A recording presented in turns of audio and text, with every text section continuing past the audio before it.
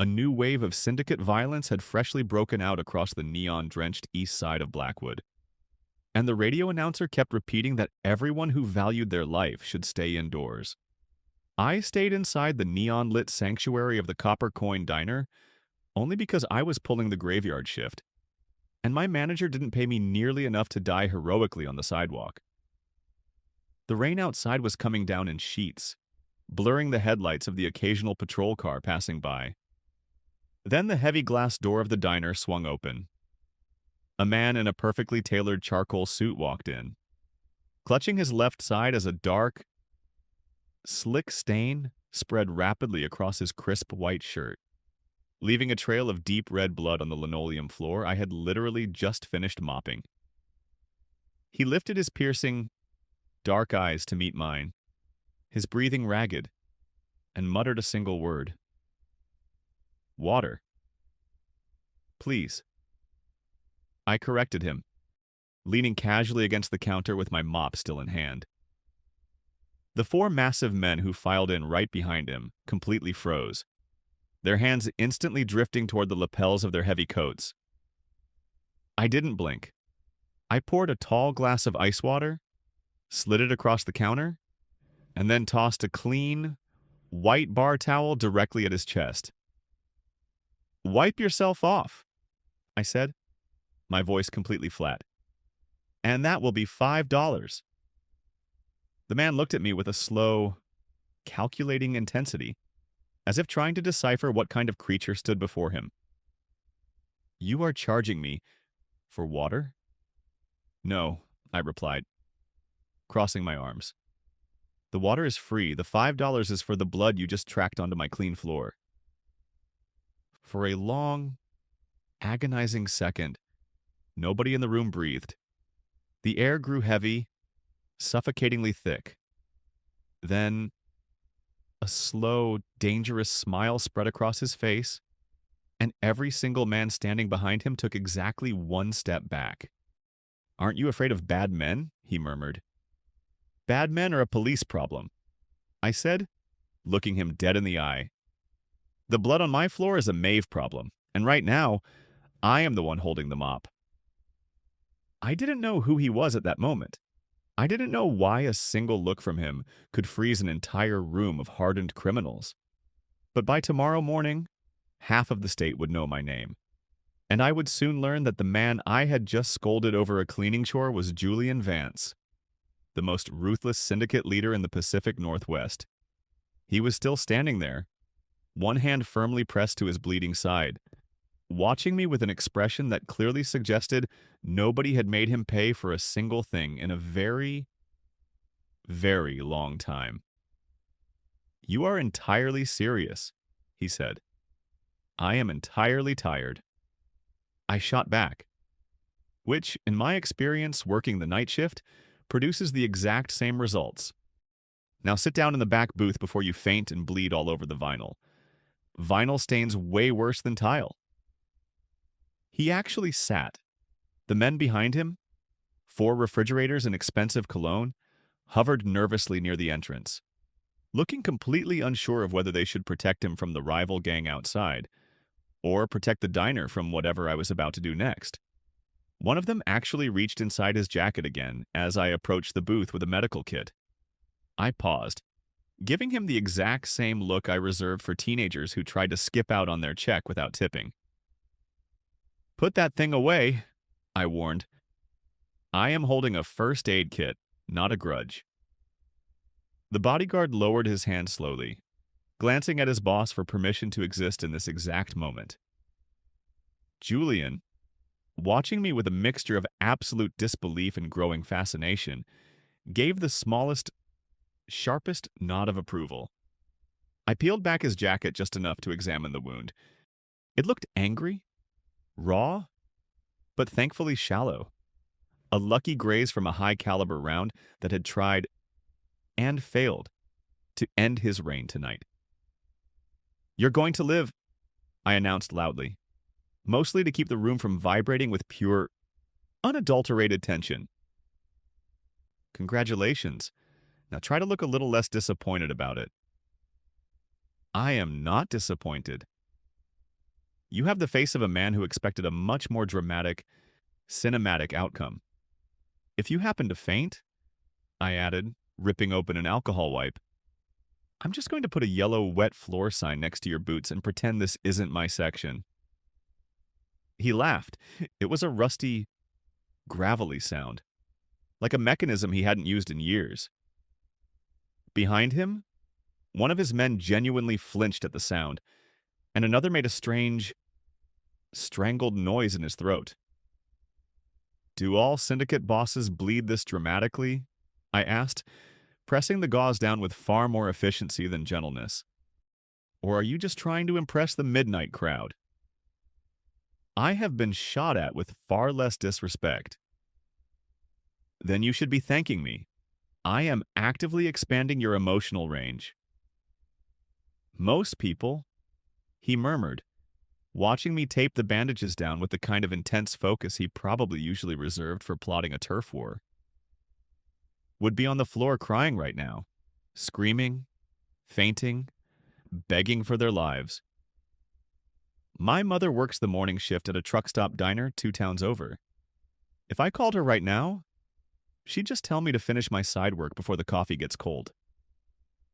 He watched me pack up the medical supplies, completely quiet now, something deeply analytical shifting behind his eyes. What is your name? He asked. I simply tapped the plastic, crooked name tag pinned to my faded apron. Maeve. Reading the tag is entirely free, unlike bleeding on my linoleum. Maeve. He repeated, testing the syllables as if memorizing a new password. He didn't say another word. He just kept those dark eyes locked onto me until his men whispered something about a private doctor waiting at the safe house. He stood up slowly, testing his weight, and reached into his inner pocket. He placed a crisp, silver dollar coin on the counter. Deliberate, heavy. Then he added a thick roll of $100 bills, enough to buy a brand new industrial mop, the floor beneath it, and probably cover my rent for the next 6 months. For the mess, he said softly. You are severely overpaying. I am fully aware, he said, turning on his heel and walking out into the pouring rain like a man who had just made an executive decision. Clara found me an hour later, the mop still in my hand, as I stared blankly at the stack of cash on the counter. Did you seriously just charge Julian Vance $5 for a spill? She gasped, her voice hitting an octave I didn't think human vocal cords could achieve. He owed me the $5. Clara. Maeve, that man literally owns the docks, the warehouses, and half the city council. Then he can clearly afford the cleaning fee. Clara dropped into the nearest booth as if her knees had completely turned to water. Do you not understand who that was? People literally pack up and move to a different time zone if he learns their middle name. And you gave him a lecture and an invoice. He was tracking mud and typo negative across my workspace, I said, maintaining that this was a perfectly logical stance on basic restaurant hygiene. People have disappeared from federal witness protection just for looking at him wrong at a stoplight. Maeve. I didn't look at him wrong. I looked at him like a customer who owed me $5, which is exactly what he was. Clara buried her face in her hands, groaning. You are either the bravest woman on this coast, or you are missing the vital gene required for human self-preservation. I've been told both, I admitted. Mr. Henderson, the diner owner, emerged from the back office at that exact second, drawn by the sheer volume of Clara's panic. He took one look at the mountain of cash, picked it up, and began counting it with the reverent, glassy-eyed focus of a man witnessing a religious miracle. Whatever you did. Maeve, he whispered. Do it again tomorrow night, preferably during the slow hours between 2 and 4 a.m. He was actively bleeding. Mr. Henderson. I heard. I also heard he tips like the building is structurally compromised and he wants to reward the survivors. Bleed him again if he comes back. He did come back, exactly 3 days later, right in the chaotic peak of the Thursday lunch rush. He was clean, shaved, wearing a midnight blue suit, and moving as if a bullet had never even tried to slow him down. The second he crossed the threshold, the entire diner completely lost its collective breath. Conversations died mid-sentence. Forks froze halfway to open mouths, and Clara vanished into the kitchen so quickly that the swinging doors rattled against the wall for a full 10 seconds. I grabbed a laminated menu and walked right up to him. Table for one incredibly dramatic gentleman, and 4 highly decorative security threats? Behind him, the largest bodyguard made a sound like he was choking on a toothpick. Julian smiled, a genuine, relaxed expression this time. "Water," he said, "and I promise to keep it inside the glass." "Good, because the price of a mop replacement just went up." "I came to settle my accounts." "You already paid the $5, Julian." "Not that debt," he murmured, sliding into the corner booth as if he already owned the deed to the property. "There is always another debt." I set the menu down without reacting, because if there is one thing 4 years of night shifts teaches you, it's that the absolute fastest way to handle a powerful man trying to be charming is to treat him like a regular order of hash browns. "The coffee is the only thing that costs extra," I said. "Everything else depends on your behavior." "I am told my behavior has been exemplary lately." "You tip like a man trying to buy his way out of purgatory."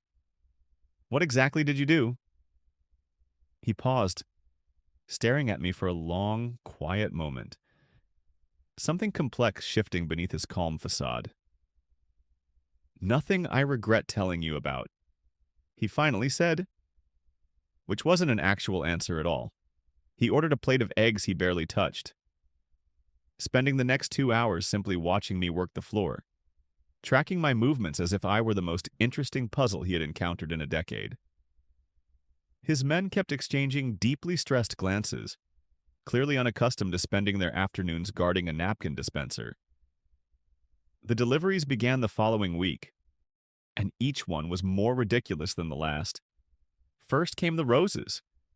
Dozens of deep, black velvet roses delivered by a courier who looked terrifyingly uncomfortable holding a ribbon, as if carrying a bouquet violated his federal parole. Then came a box of imported chocolates that probably cost more than my entire monthly grocery budget, wrapped in heavy gold foil with a simple card. "Consider this an apology for existing so loudly." Then came a leather handbag with a designer logo so exclusive I only recognized it because Clara nearly fainted upon seeing it. "Maeve," she whispered, holding the strap as if it were a live grenade. "This bag costs more than my entire semester of tuition." "Then you definitely shouldn't put a leaky pen inside it." I sent every single bit of it back with the courier, adding a sticky note that read, "Next time, try normal flowers and a receipt." The next day, the courier brought a watch. It was impossibly thin, white gold, shimmering with diamonds. It went back into the delivery truck within 20 minutes, along with a new note. "I already know exactly what time it is. It is time for you to stop." The final delivery, however, I kept. It arrived in a wooden crate. Inside was a custom, gold-plated industrial mop.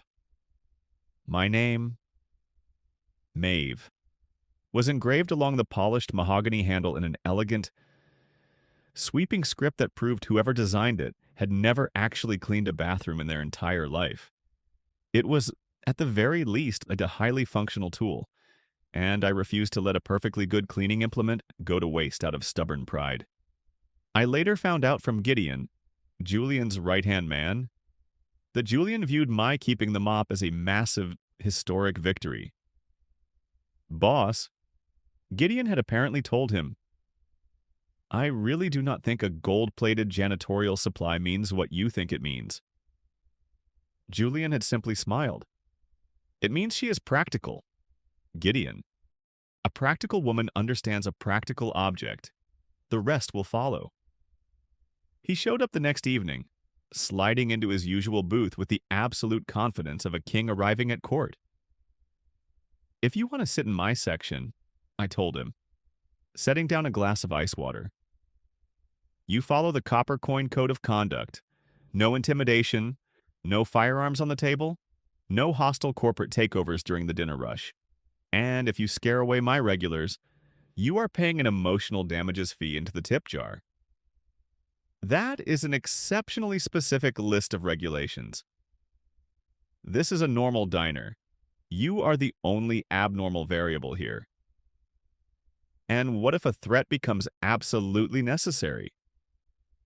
Then you take it outside to the parking lot, and you bring your own broom to clean up the aftermath. My schedule is full. He agreed, visibly delighted, and for the next 2 weeks, I made the most feared syndicate leader in the territory order off a sticky, laminated menu, wait his turn behind the local construction crews, and drop his change into a ceramic tip jar shaped like a smiling pig. His security detail adjusted much slower than he did. They spent their shifts hovering near the emergency exit with the pinched, miserable expressions of men who had been trained for tactical violence, but were currently being forced to learn tactical patience.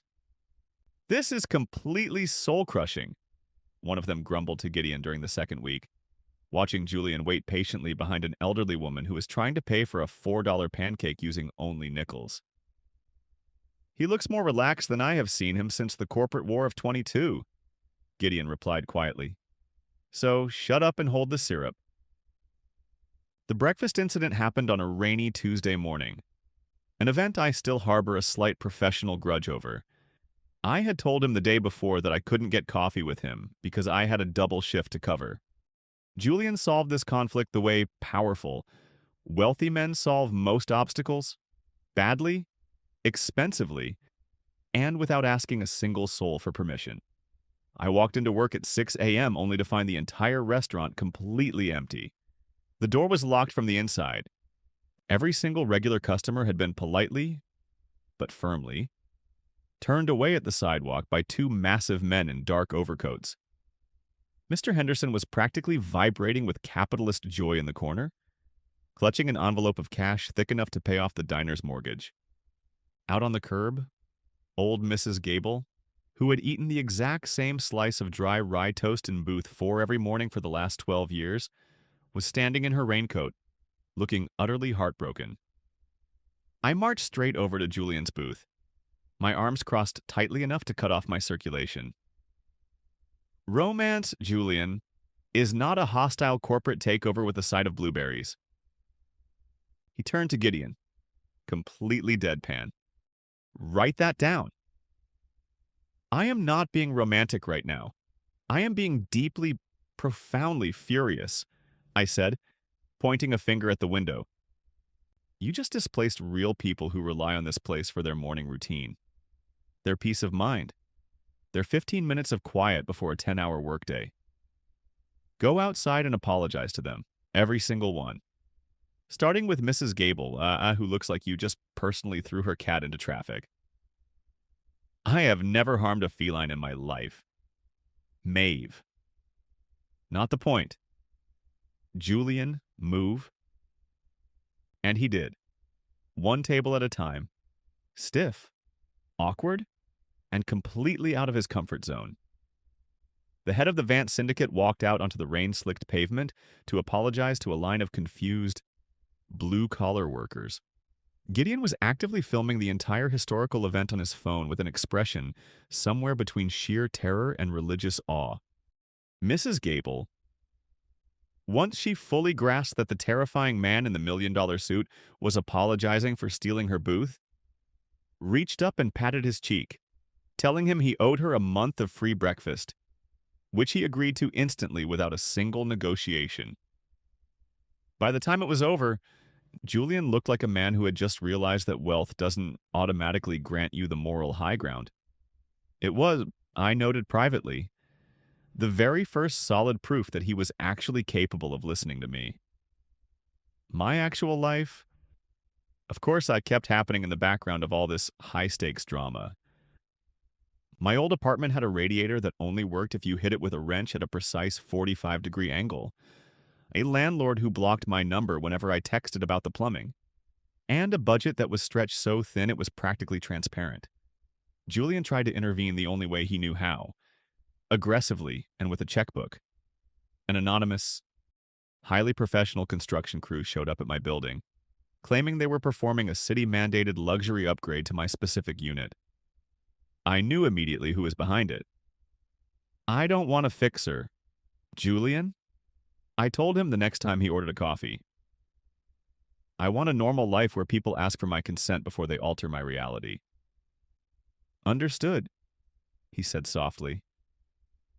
And for once, he didn't argue. Around that same time, an accountant named Arthur started dropping by the diner far more often than his caffeine dependency strictly required. Arthur was a perfectly sweet, perfectly ordinary guy I had gone on exactly 2 incredibly boring dates with the previous summer, before we both realized we had absolutely zero chemistry. He didn't mean anything by it. He just missed having someone to talk to about spreadsheets. But Julian noticed his presence within 48 hours. He developed an expression I can only describe as territorial bewilderment. "Who is the individual with the calculator?" Julian demanded, staring at Arthur as if he were analyzing the tactical movements of a rival cartel leader. "That's Arthur. We went out for tacos twice last year. He is completely harmless." "He is staring at you with intent." "He is staring at the blueberry muffin menu." Julian. "He is using the menu to mask his surveillance of you." I chose not to dignify that with a response, mostly because it was infuriatingly a little bit true. And watching the most dangerous man in the region quietly simmer over a mild-mannered tax specialist's pastry order remained one of my favorite forms of entertainment for the rest of the month. The bodyguard situation escalated after a freezing Friday night when 2 scouts from Silas Thorne's rival gang were spotted idling in an unmarked SUV across the street. They vanished before my shift ended, but Julian's intelligence network caught it immediately.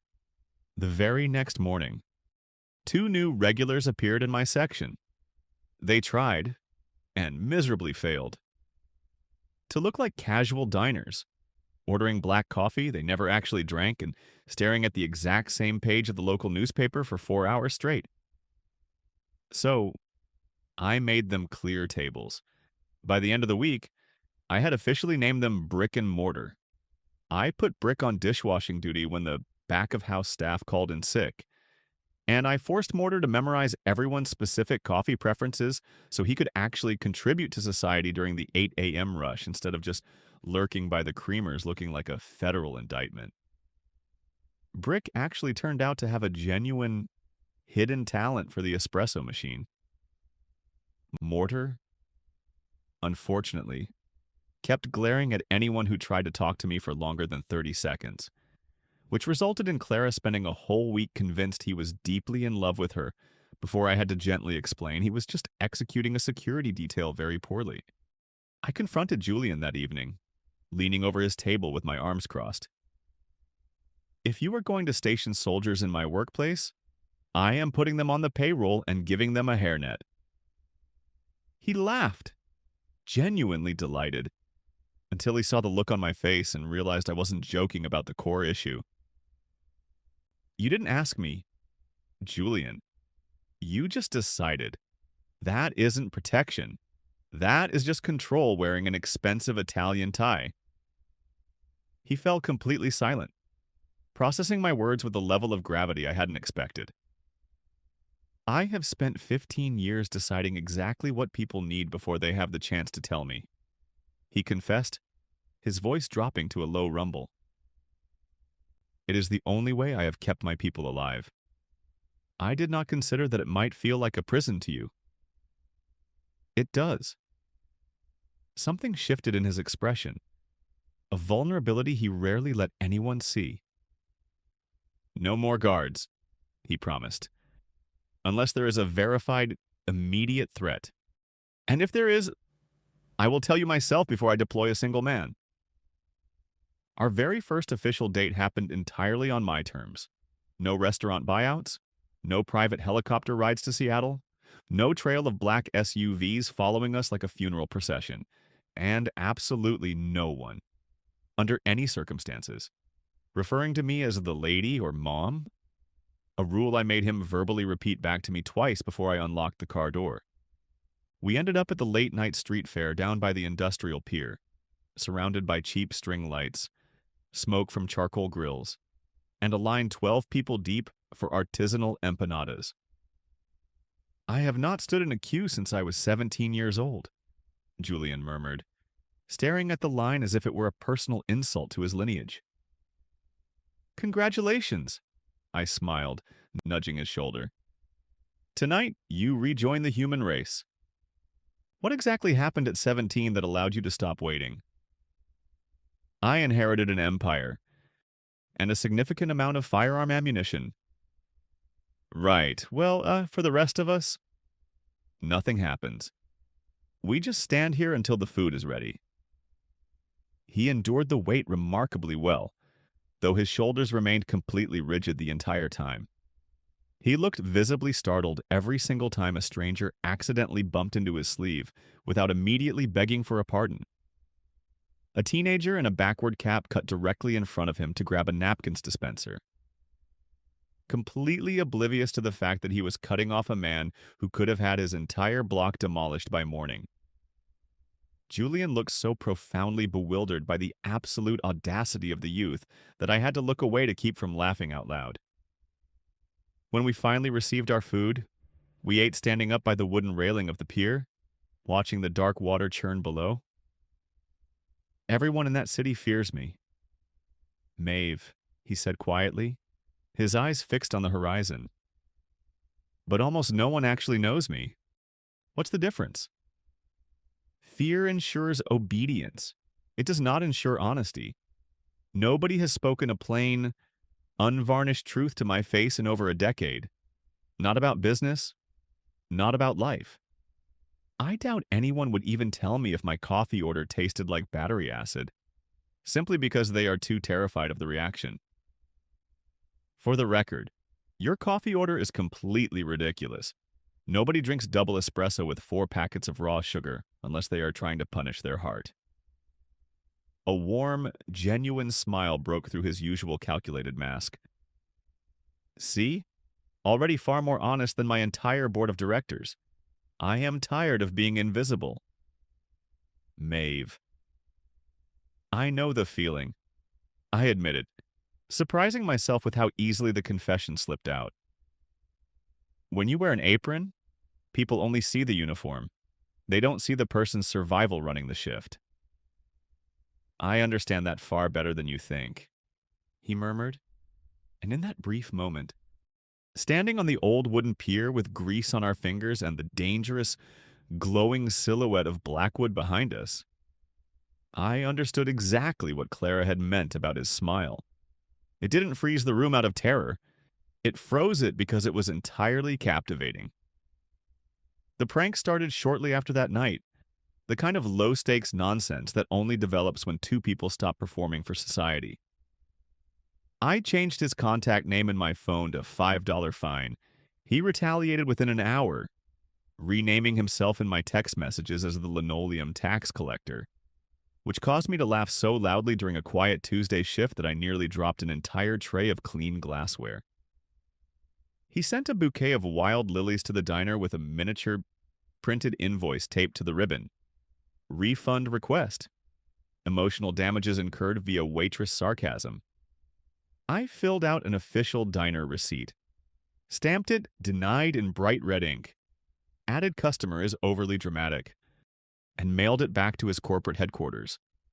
2 hours later, he sent me a photo of himself sitting at a massive mahogany boardroom table, holding my stamped receipt with an expression of profound, heartbreaking betrayal. He lost a bet regarding whether he could correctly identify 3 different types of homemade pie by scent alone. And as payment, I forced him to wear a cheap, Faded paper diner hat for exactly 5 minutes. Gideon and his men nearly suffered a collective medical emergency watching their feared boss hand-deliver a basket of biscuits to an elderly gentleman who tipped him $1 and gravely informed him that he needed to work on his customer service smile. A 7-year-old boy at the adjacent table gave Julian a verbal, highly critical one-star review of his serving technique, loud enough for the entire dining room to hear. Julian looked so genuinely, personally wounded by the child's critique that Gideon actually had to step out into the alleyway to laugh without being executed. I manage a shipping network worth more than this entire zip code, Julian muttered, untying the paper hat with deeply wounded dignity. And yet, you just got thoroughly humbled by a second grader, I laughed, wiping down the counter. Some things money simply cannot purchase. Waitstaff competence, apparently, is one of them. He tried making me breakfast once in my tiny apartment kitchen and managed to burn a slice of sourdough toast so thoroughly that my smoke detector achieved a sentient personality. You are a legendary, organized crime figure, I yelled through the haze, fanning the ceiling with a dish towel. And yet you are currently being defeated by sliced bread. The toaster is an uncooperative piece of technology. Maeve, he insisted, completely serious, and I laughed until my ribs literally ached. He made a second attempt the following weekend, determined, focused, and produced a plate of toast that was only mildly concerning instead of an active fire hazard. I ate every single bite of it. Both times. Because watching the most dangerous man in the state fail, and try again, just to make me smile, had quickly become my favorite part of a life that hadn't had many highlights in a very long time. Silas Thorne made his first real move on a frozen Tuesday afternoon, catching me on my walk back from the grocery store. Two of his enforcers stepped out from a black sedan, blocking the sidewalk with the kind of casual, heavy menace that leaves no room for misunderstanding. "Tell your boyfriend," the taller one sneered, his breath misting in the cold air, "that the eastern docks are not for sale."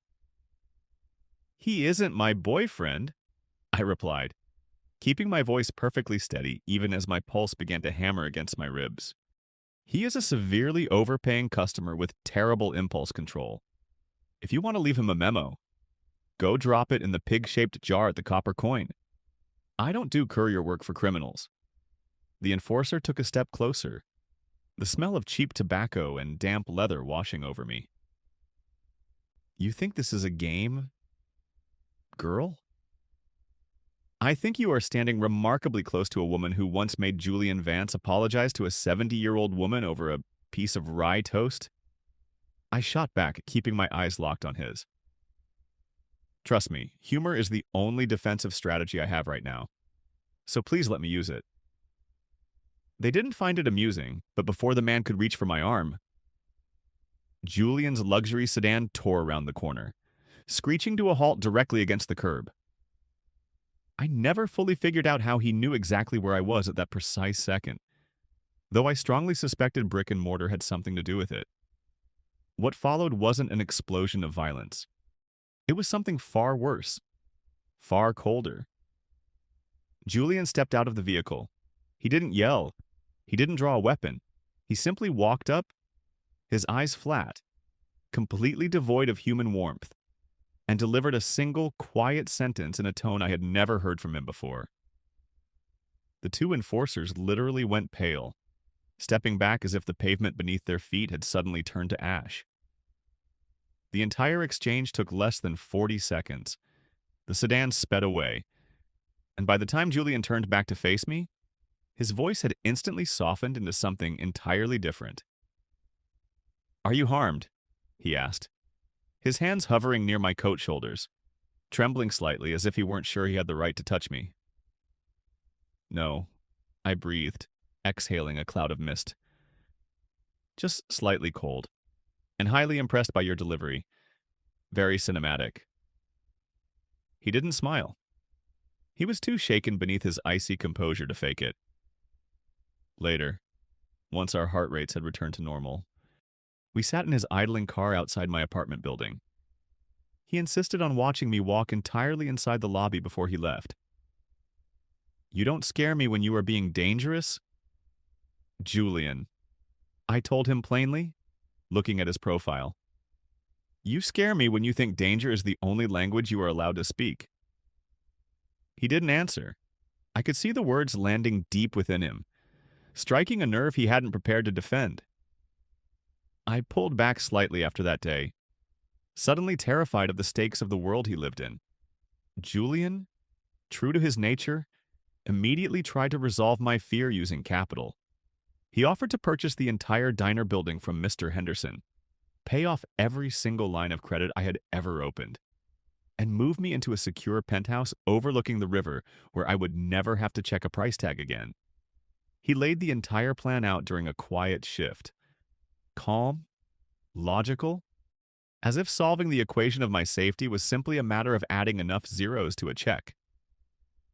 "I do not want a cage, Julian, even if it comes with imported silk curtains," I told him, a sudden spark of anger catching in my throat.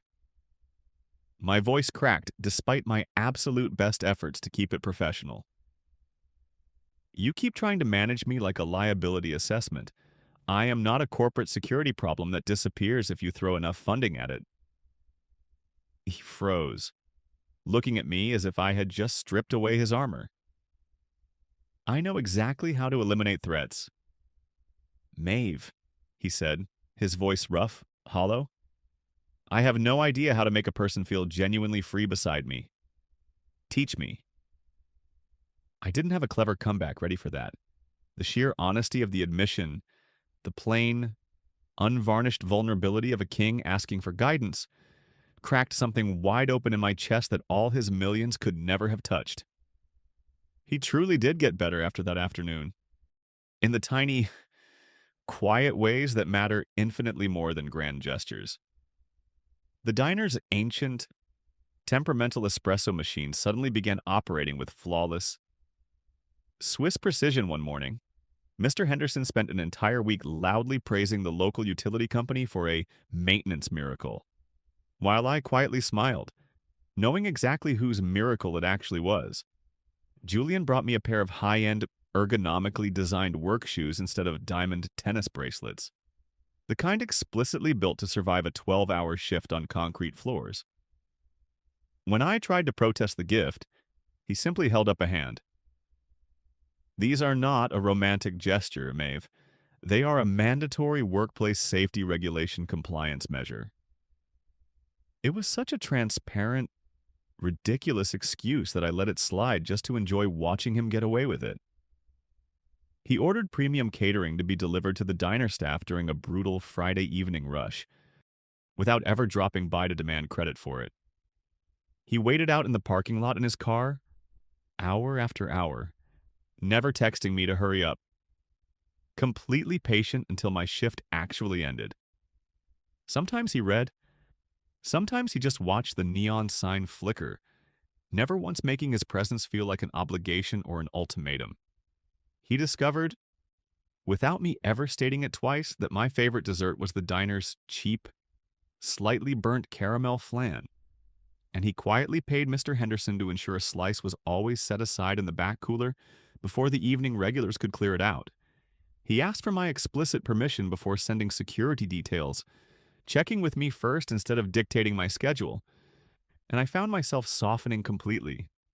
Our standard banter grew warmer, deeper, without ever losing its sharp, competitive edge. The diner staff karaoke night turned out to be the most hilarious 5 hours of my entire life. Julian actually showed up, completely alone. No bodyguards inside the venue, though Gideon was lurking near the fire exit with his phone already held at chest height, clearly sensing prime blackmail material before the first track had even loaded. I forced Julian onto the stage, because those were the tavern rules, and rules apply even to men who control the local shipping registries. "I have never executed this activity in my life," he whispered, staring at the plastic microphone as if it were an explosive device with an unknown timer. everyone starts somewhere. Julian, most citizens start at 14, completely terrified, at a high school basement party. You are simply 15 years behind the national schedule. Go. He was, without a single doubt, unequivocally terrible. He sang an old, classic rock ballad completely off-key, gripping the microphone stand with both hands as if he were trying to keep the stage from tilting, while Clara screamed words of encouragement from the front row, and Mr. Henderson literally wept tears of pure joy into a stained bar rag. Brick and Mortar, who were off duty for the evening, sat together in a corner booth, looking as if they were witnessing a historic, supernatural event. Gideon recorded every single painful, glorious second, occasionally lowering the device just to wipe the tears from his own eyes. Halfway through the second chorus, Julian completely forgot the lyrics, abandoned the teleprompter, and began improvising lines about supply chain logistics and shipping tariffs. The entire establishment erupted into the loudest, most genuine laughter that building had ever contained. I laughed so hard my vision blurred, and Julian, flushed, breathless, but grinning from ear to ear, looked more human than I had ever seen him. Being laughed with, rather than feared, was a language he was finally learning to speak fluently. That was a profoundly humiliating experience, he remarked afterward, sliding into the booth beside me, his collar slightly unbuttoned. That was completely beautiful, and Julian, I am personally making sure that video is archived in the city library. Gideon has already distributed it to the entire executive network via group chat. Then I suppose your legendary reputation as an icy enigma is permanently ruined. Worth it, he said softly, looking directly at me, and I knew he meant every single word of it. Silas Thorne's final, desperate move occurred during a massive, high-profile charity gala at the Waterfront Hotel, an event Julian had been publicly pressured into attending. Thorne's plan was an old-school, public assassination of character, an attempt to humiliate Julian by presenting fabricated evidence to the press, implying his legitimate shipping operations were still masking illegal imports. The rumors were primed to break right before the keynote speeches. I stood beside Julian in a sleek, dark dress Clara had spent 3 hours helping me select, watching Silas Thorne navigate the ballroom with the oily, smug confidence of a gambler who thinks he holds a winning hand. He was dropping subtle hints to journalists and city officials alike, building toward a grand, theatrical exposure that he believed would dismantle the Vance syndicate in one clean, corporate stroke. But Julian had already prepared for this exact sequence of events. Years of meticulously shifting his operations into fully transparent, legitimate real estate, global logistics, and commercial security had left him with an airtight trail of documentation, and a team of corporate attorneys sharp enough to dissect a lie in real time. When Thorne finally made his move, standing up during the main course to loudly question the integrity of the Vance Foundation's financing, Julian didn't even flinch. He simply raised 2 fingers, signaling an associate waiting near the ballroom doors. Within 3 minutes, a team of legal representatives distributed certified financial audits to every media outlet in the room, documents that not only completely cleared Julian, but laid bare Silas Thorne's actual, ongoing embezzlement schemes. By the time the dessert plates were cleared, it was Thorne who was being quietly escorted out of the side entrance by federal agents, while Julian stood at the podium, entirely composed, unruffled, accepting a polite round of applause from the city's elite. I watched him speak and realized, fully, that the man beside me wasn't dangerous because he was reckless or cruel. He was dangerous because he was fundamentally brilliant, and that distinction changed everything. Afterward, once the grand ballroom had emptied out and the adrenaline had finally faded, we stood together in the quiet, moonlit courtyard overlooking the harbor. I cannot love a man who views my life as an asset to be managed. Julian, I told him, my voice steady in the cool night air. I need someone who wants to share a life, not direct it. I have no desire to possess you. Maeve, he said, his voice dropping all of its professional, calculated cadence. I want a permanent place beside you. I can command armies of men. I can alter the economy of the city with a single signature. But I cannot force you to choose me. That is the only true power I desire, and it is the only power I refuse to take by force. I chose him. Right there. Still wearing my sensible work shoes beneath my formal dress, completely exhausted and entirely certain of my future.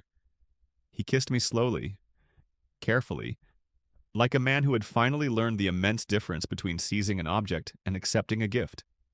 Several months later, the Copper Coin Diner looked mostly the same, except the espresso machine never broke down. The heater in my apartment kicked on instantly with a flick of a switch, and I currently owned a small official partnership stake in the diner itself. An offer Mr. Henderson had extended to me with a level of gratitude he still didn't completely understand the true source of. Julian still walked in like a dramatic syndicate king, his suits perfectly pressed, his presence completely commanding the room. And I still charged him $5 every single time he managed to test my patience. He always paid it without a single complaint, occasionally with visible delight, once even asking Clara if there was an annual subscription package available for high-frequency offenders. Our relationship had gone entirely, embarrassingly public. His security detail treated me with a hilarious mix of profound respect and genuine terror, a combination I found deeply rewarding. Gideon actually carried my custom gold-plated mop across the kitchen during a recent plumbing emergency, referring to it afterward as heavy tactical equipment, a phrase Julian now used unironically during high-level corporate board meetings to the absolute confusion of his international business partners. Clara asked me on a weekly basis whether a syndicate wedding included a corporate employee discount on catering, and I told her, on a weekly basis, that we would see. Brick eventually left Julian's employ to open a gourmet coffee cart 3 blocks down the avenue, citing a true, genuine passion for the culinary arts discovered during his time covering my graveyard shifts. Mortar stayed on the security team, though he had mellowed out considerably. He had recently taken to bringing Clara fresh pastries from an upscale bakery across town every Thursday morning, a development that neither of them had officially acknowledged. But everyone in the diner was actively monitoring with extreme interest. Julian proposed to me on an ordinary Tuesday evening, right after the closing sign had been flipped. There were no flash mobs, no rented billboards, no audience of soldiers, just him, a small velvet box, and the exact same silver dollar coin I had charged him on the very first night, beautifully framed and sitting right beside the diamond ring. "You charged me $5 for bleeding on your linoleum," he said, his dark eyes looking up at mine. "I have been attempting to pay off that debt ever since. You still owe a significant amount of interest." "Julian?" I whispered, my throat tightening despite my best efforts to look completely unbothered. "Marry me." "Maeve," he murmured, sliding the ring onto my finger. "And I will spend the absolute rest of my life overpaying." I said yes. I had originally thought I was just saving a dangerous man with a glass of ice water and a clean towel. It turned out, he was the one who taught me that even the most formidable ex-guarded heart can finally find its way home, as long as you keep charging him for the mess he leaves behind.